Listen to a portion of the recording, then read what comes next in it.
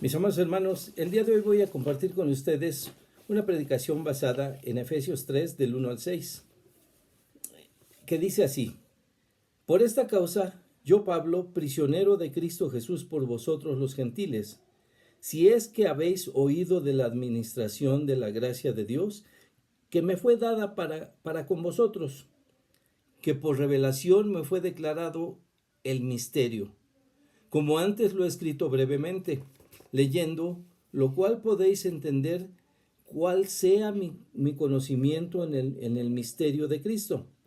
Misterio que en otras generaciones no se dio a conocer a los hijos de los hombres, como ahora es revelado a los santos apóstoles y profetas por el Espíritu. Que los gentiles son coherederos y miembros del mismo cuerpo y copartícipes de la promesa en Cristo Jesús por medio del Evangelio. ¿Qué piensas tú, hermano, de la importancia de un administrador, de un mayordomo, de un siervo del Señor? ¿Cómo debe de ser hallado cada siervo del Señor? Y recordemos de dónde venimos, quiénes somos y a dónde vamos. Pablo se había comprometido a declarar el mensaje de reconciliación entre judíos y gentiles. En Efesios 3:1 podemos leer: Por esta causa, yo, Pablo, prisionero de Cristo Jesús, por vosotros los gentiles. Por esta causa, así inicia este capítulo de Efesios. Esto se refiere a las verdades sobre la unidad de los creyentes que Pablo acaba de discutir, como lo vimos en el capítulo anterior, de aquellos que en otro tiempo estaban sin Cristo, sin esperanza y sin Dios. También nosotros venimos de esa situación, no lo olvides.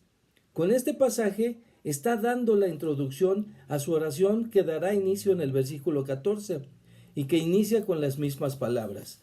Dice: Por esta causa doblo mis rodillas ante el Padre de nuestro Señor Jesucristo. ¿Cuál causa? Nosotros somos esa causa, los gentiles. Por esta causa doblo mis rodillas, dice Pablo. Así empieza su oración en este versículo 14. Pero recordemos que también en el versículo 1 dice: prisionero de Cristo.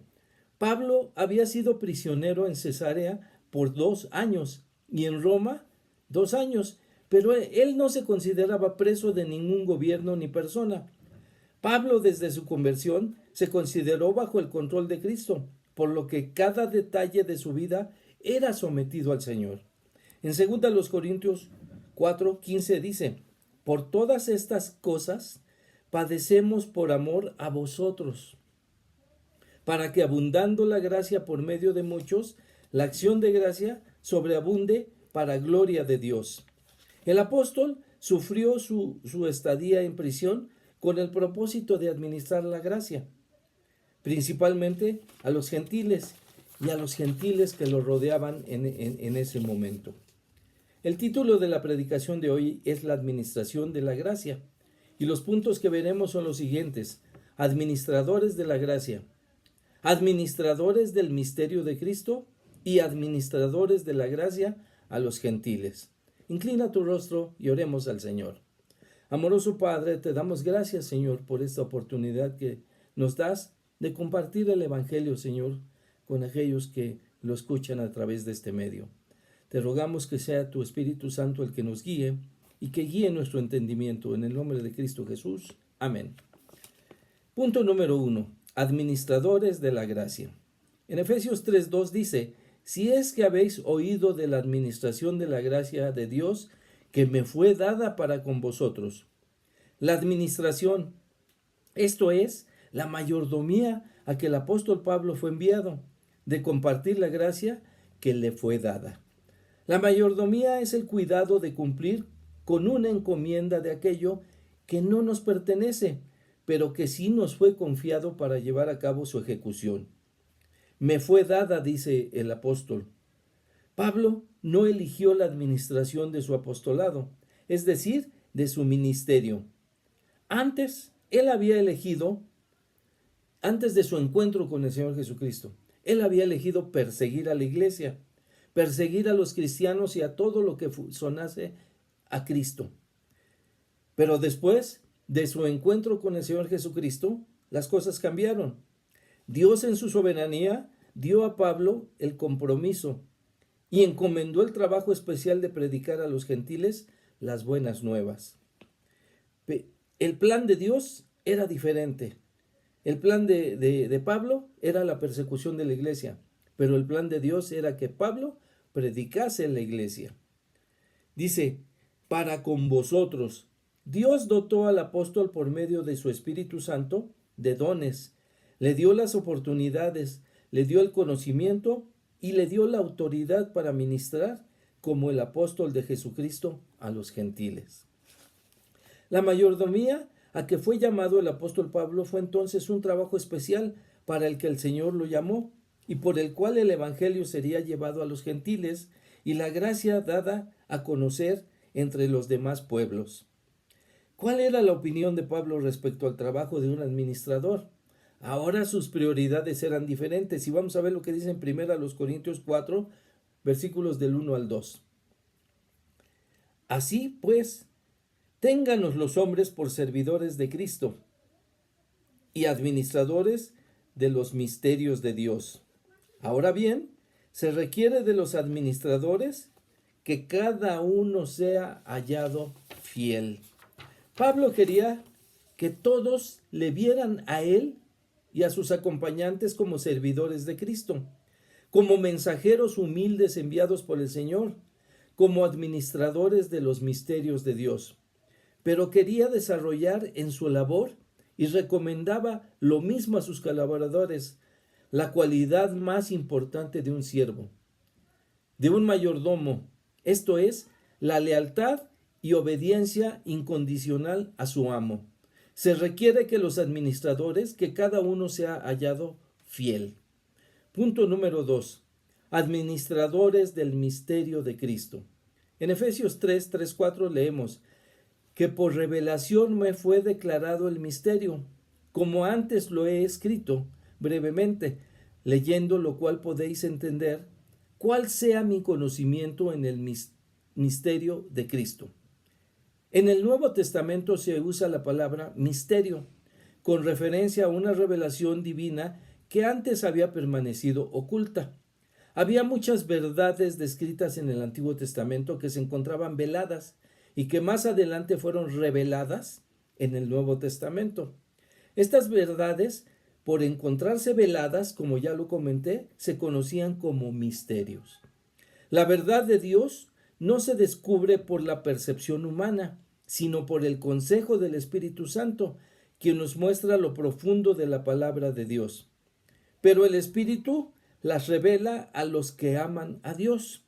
Primera a los Corintios 2, del 9 al 10. Antes bien, como está escrito, cosas que ojo no vio, ni oído yo, ni han subido en corazón de hombre, son las que Dios ha preparado para los que le aman. Pero Dios nos las reveló a nosotros por el Espíritu, porque el Espíritu todo lo escudriña, aún lo profundo de Dios. Porque ¿quién de los hombres sabe las cosas del hombre, sino el Espíritu del hombre que está en él? Así tampoco nadie conoció las cosas de Dios, sino el Espíritu de Dios. Por ejemplo, judíos y gentiles unidos en un solo cuerpo, misterio que fue revelado por la obra del Mesías. Y Pablo se lo dice a Timoteo en 1 Timoteo 3:16, e indiscutiblemente grande es el misterio de la piedad. Dios fue manifestado en carne, justificado en espíritu, visto de los ángeles y predicado a los gentiles, creído en el mundo, recibido arriba en gloria.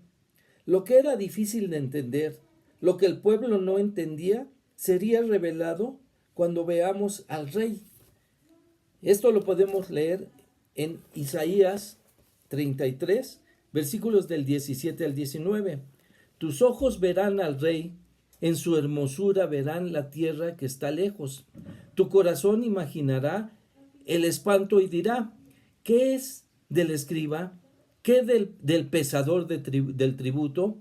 ¿Qué del que pone en lista las casas más insignes? No verás a aquel pueblo orgulloso, pueblo de lengua difícil de entender, de lengua tartamuda, que no comprendas. Pablo no solo escribió sobre el misterio de que en Cristo judíos y gentiles se vuelven un solo pueblo a los ojos de Dios. El apóstol sabía que el conocimiento espiritual depende y debe preceder la aplicación práctica de la doctrina. Pablo estaba encargado de supervisar las verdades bíblicas llevadas a las iglesias y dispensarlas como siervo y mayordomo fiel de Dios. No se conformó con solo visitarlos. No le bastó estar encarcelado, sino que escribió cartas para poder supervisar el trabajo de las iglesias que él había visitado en sus viajes misioneros. Punto número 3.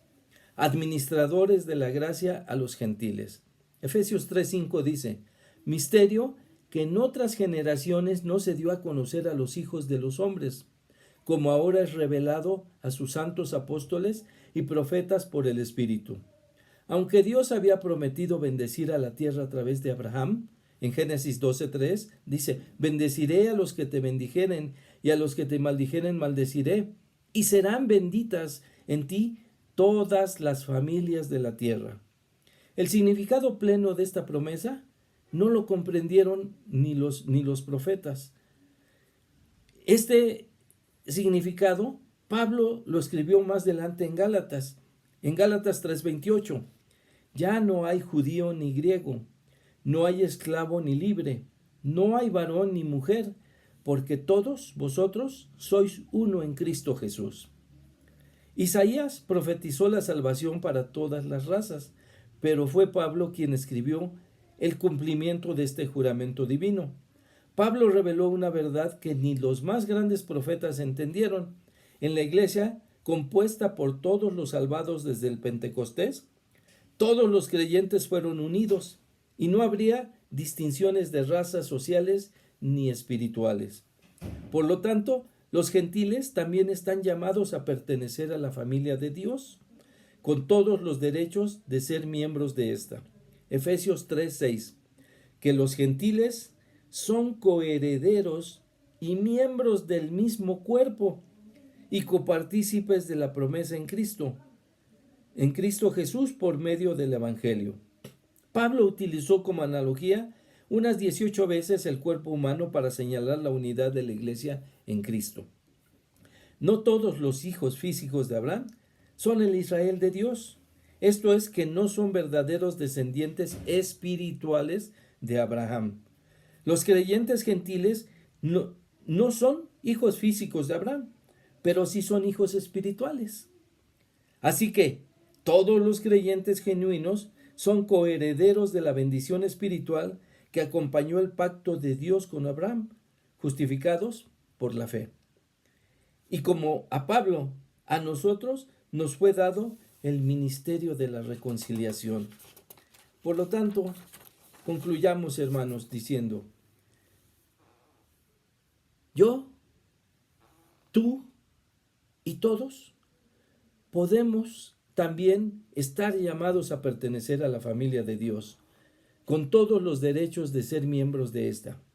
¿Qué derechos podemos ganar? ¿De qué derechos podemos gozarnos? El de ser coherederos y miembros del mismo cuerpo, el cuerpo de Cristo, la iglesia, y copartícipes de la promesa en Cristo Jesús por medio del Evangelio. La salvación por su gracia y por su misericordia. Y si tú ya tienes el gozo de ser hijo de Dios, de pertenecer al cuerpo de Cristo, cantemos esto: Jesús es mi amante guía. Pero si Jesús no es tu guía, ahora te debo de preguntar: ¿es Jesús quien te guía?